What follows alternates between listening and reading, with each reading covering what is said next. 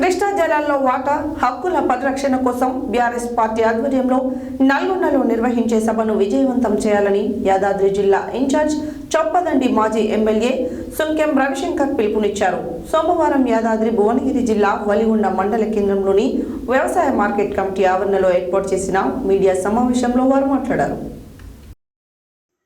యాదాద్రి భువనగిరి జిల్లా వలిగొండ మండల కేంద్రంలోని వ్యవసాయ మార్కెట్ కమిటీ ఆవరణలో సోమవారం బీఆర్ఎస్ పార్టీ మండల అధ్యక్షుడు తుమ్మల వెంకటరెడ్డి ఆధ్వర్యంలో ఏర్పాటు చేసిన విలేకరుల సమావేశంలో యాదాద్రి జిల్లా ఇన్ఛార్జ్ చొప్పదండి మాజీ ఎమ్మెల్యే సుంకెం రవిశంకర్ పాల్గొని మాట్లాడుతూ కాంగ్రెస్ ప్రభుత్వ పాలనను ప్రజలు గమనిస్తున్నారని, కృష్ణా పోర్టు బాధ్యతలను రాష్ట్రంలోని కాంగ్రెస్ ప్రభుత్వం కేంద్రానికి అప్పగించడం సరైంది కాదన్నారు. కృష్ణా జలాలపై కేంద్రం పెత్తనంతో ఉమ్మడి నల్గొండ, రంగారెడ్డి, పాలమూరు జిల్లాలు తాగునీరు కోసం కేంద్రం అనుమతి కోసం ఎదురు చూడాల్సి వస్తుందని ఆవేదన వ్యక్తం చేశారు. గత 10 ఏళ్లలో సాగునీరు, తాగునీరుతో పాటు నాణ్యమైన విద్యుత్ అందించామని తెలంగాణ రాష్ట్రానికి మళ్లీ కాంగ్రెస్ ప్రభుత్వం వచ్చి కష్టాలు తెస్తుందన్నారు. నల్గొండలో మాజీ ముఖ్యమంత్రి కేసీఆర్ పాల్గొనే సభను విజయవంతాన్ని పార్టీ శ్రేణులు అంతా ప్రతిష్టాత్మకంగా తీసుకోవాలని ఆయన సూచించారు. నాయకులు, కార్యకర్తలు పెద్ద సంఖ్యలో తరలి రావాలని కోరారు.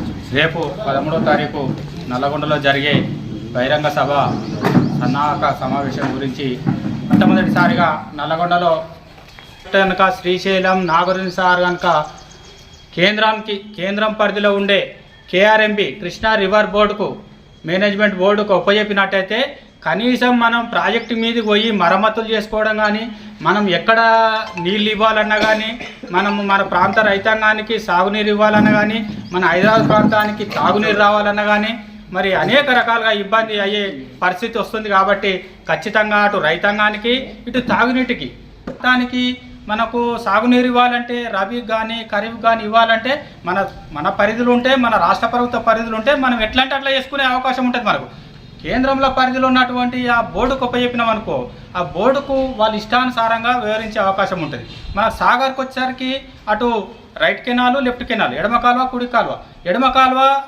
ఎడమ కాలువకు వచ్చేది మన నల్గొండ, మన ఖమ్మం ప్రాంతంకి వస్తుంది. మరి కుడి కాలువ వచ్చేసరికి ఆంధ్ర ప్రాంతానికి పోతుంది. మరి అక్కడ చాలా ఇబ్బంది జరుగుతుంది.